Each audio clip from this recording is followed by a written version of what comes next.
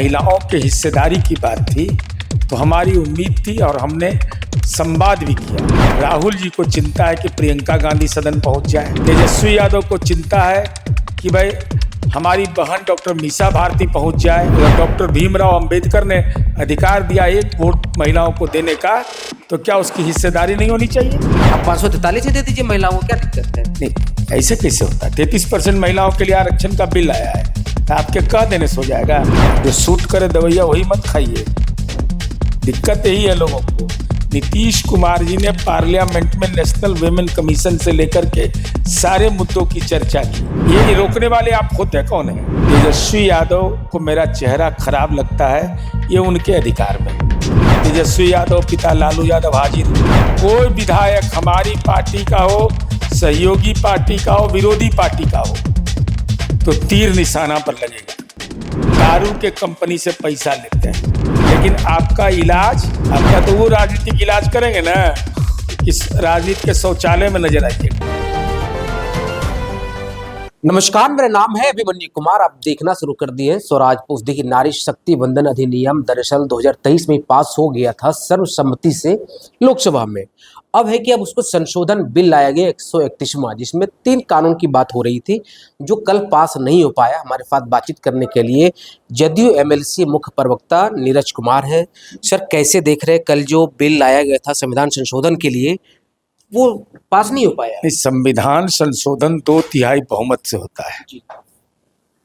हमको इस बात की जानकारी है कि 2/3 बहुमत मेरे पास नहीं है, लेकिन चूंकि महिलाओं के हिस्सेदारी की बात थी तो हमारी उम्मीद थी और हमने संवाद भी किया कि विपक्ष की पार्टियां भी इसका समर्थन करें। लेकिन विपक्ष की पार्टियों को चिंता केवल है, राहुल जी को चिंता है कि प्रियंका गांधी सदन पहुंच जाए, सोनिया गांधी पहुंच जाए। तेजस्वी यादव को चिंता है कि भाई हमारी बहन डॉक्टर मीसा भारती पहुंच जाए, रोहिणी आचार्य का समायोजन कर दें, जिससे परिवार में कलह खत्म हो जाए। उनको चिंता है कि राबड़ी देवी विपक्ष के नेता विधान परिषद में बने। इनको यह चिंता नहीं है कि भाई समाज के कमजोर तबके के लोग, अगर डॉक्टर भीमराव अंबेडकर ने अधिकार दिया एक वोट महिलाओं को देने का, तो क्या उसकी हिस्सेदारी नहीं होनी चाहिए? और हिस्सेदारी के सवाल पर कैसे कुतर्क दिए जा रहे हैं। रोग का इलाज नहीं करिए, रोगियों को मार दीजिए।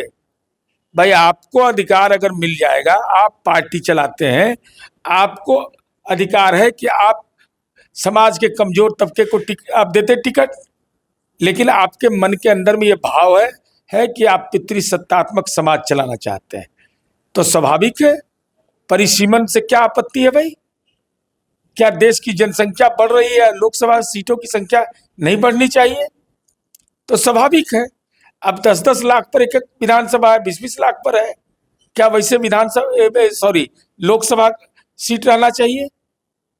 6 विधानसभा पर एक बनता है, 7 पर बनता है, माने दर्जनों ऐसे उदाहरण है। अब परिसीमन से भी मतभेद है, तो संविधान के खिलाफ कौन है? परिसीमन होना चाहिए, ये सही बात है, हर कोई कह रहा है, लेकिन सवाल यही है कि परिसीमन जनगणना होना चाहिए, जनगणना के बाद परिसीमन हो।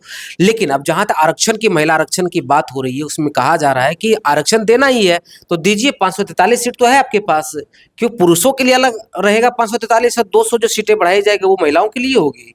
आप 543 ही दे दीजिए महिलाओं को, क्या दिक्कत है? नहीं, ऐसे कैसे होता है? 33% महिलाओं के लिए आरक्षण का बिल आया है, तो आपके कह देने सो जाएगा? दिया है पार्टी में हिस्सेदारी, दिए है मंत्रिमंडल में हिस्सेदारी, जरा बताए ना।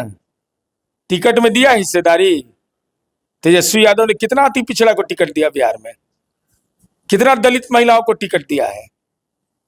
समाज के कमजोर तबकों की हिस्सेदारी तय नहीं करते हैं, वहां ग्रहण करते हैं।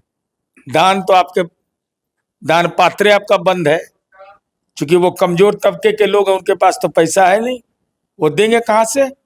ये भाई मैं कह रहा हूं कि महिला शक्ति वंदन अधिनियम पारित हो गया था, संविधान में संशोधन करना था, ये कानून बन जाता। बन जाने के बाद इसको लागू करने में और ठीक किया से था। सूचना का अधिकार कब हुआ जारी? आज बना है, तो लंबे अरसे संघर्ष हुआ तब मिला नतीजा। भाई ये अधिकार है, अगर वोट का अधिकार है तो हिस्सेदारी क्यों नहीं उसका मिलेगा? ये रोकने वाले आप होते कौन हैं? लेकिन जिस सांचे में राजनीति को ले जाया जा रहा है, सहमति का रास्ता ऐसे सवाल पर भी नहीं ढूंढा जा रहा है। और किस किस भाषा का इस्तेमाल किया गया शब्द का, ये शब्दकोश से भी लगता है कि इलाहाबाद हाईकोर्ट जो विचार कर रहा है इनका नागरिकता वाला लगता है सही है बात है। लेकिन अब हर किसी के मन में एक सवाल है। नीतीश कुमार जी पुराना वीडियो आजकल बहुत वायरल हो रहा है। लोकसभा में उन्होंने भाषण दिया कि महिलाओं को आरक्षण मिले लेकिन quota within quota, OBC का अलग हो, SC ST का अलग हो, इस तरीके से बात उन्होंने कही है। उसके बाद भी नीतीश जी का है को जो सूट करे दवाइया वही मत खाइए, दिक्कत यही है लोगों को।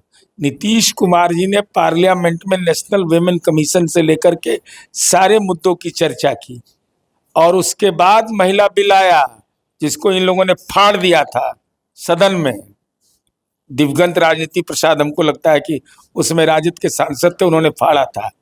उस समय हमारी सुरेंद्र यादव ने, और उन्हें झंझरा वाला जो है गया जहानाबाद वाले, झंझरा से उनको वैद्य से उनका इलाज किया था। तो ऐसे लोगों ने फाड़ा था।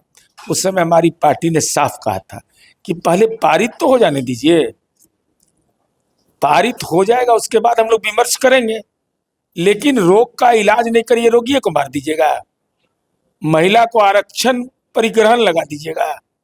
आपको दल के नेता है, आपके कलम में ताकत है टिकट देने का। आपके पूर्व राष्ट्रीय अध्यक्ष शरद यादव का भी 2011 का जो हमारा मतभेद रहा था उस सवाल पर हमारी पार्टी का, उनके नजरिए से हम अलग रहे थे। हम कहते पारित होने दीजिए, उसके बाद कोटा विद इन कोटा चलेगा।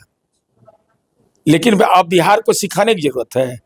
अरे हमरे मॉडल वाले तो लागू कर रहा है, लेकिन तमिलनाडु में चुनाव लड़ रहा है, यहाँ कह रहा था महिला को घूस दे रहे हैं, तो वहाँ काहे चालू किया? पश्चिम बंगाल में काहे चालू किया महिला रोजगार योजना? यहाँ तो कह रहा था घूस है, तो वहाँ पर दान है। अब एक अंतिम सवाल लेंगे। तेजस्वी यादव आजकल आपका बड़ा चर्चा कर रहे हैं, आपके फेस को लेकर, और अब सम्राट चौधरी को लेकर जो एक बयान आपका पुराना बहुत वायरल हो रहा है, उन्होंने ट्वीट भी किया है। देखिए, माननीय तेजस्वी यादव को मेरा चेहरा खराब लगता है, ये उनके अधिकार में है। चूंकि हमारा चेहरा वैसा नहीं है कि अपने हम पुरखे का नाम हमारा कोर्ट में पुकारा जाता हो, इसे उनका पुकारा जाता है तेजस्वी यादव पिता लालू यादव हाजिर हो, ये मेरा नहीं है। यह सही है कि वो DPS में पढ़े हैं, हम लोग शर्मा जी के पाठशाला में पढ़े हैं, अंतर तो है हम में। हमारी चिंता उनको है।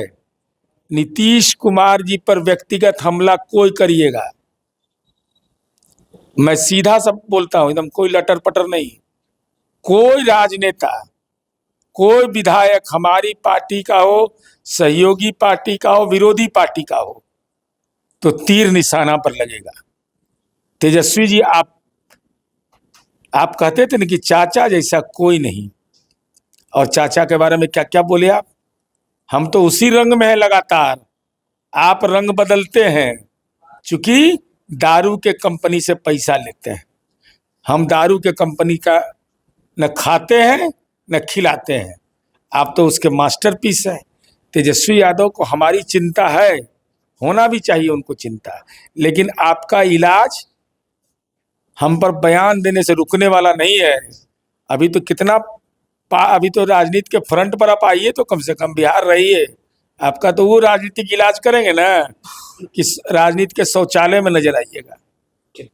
तो देखिए, हमारे साथ बातचीत कर रहे थे जदयू मुख्य प्रवक्ता नीरज कुमार थे। उन्होंने क्या कुछ कहा और इनकी बात पर आप क्या सोचते हैं, अपनी राय जरूर दीजिए कमेंट के माध्यम से। बाकी आपका बहुत शुक्रिया, बहुत बहुत धन्यवाद। गोल, जहां 28 वर्षों के सफर में 18,000 से भी अधिक छात्रों ने डॉक्टर एवं इंजीनियर बनकर सफलता की ऊंची उड़ान भरे है, जहां साधारण छात्र भी बिहार एवं झारखंड टॉपर बनकर बड़ा इतिहास बना रहे हैं।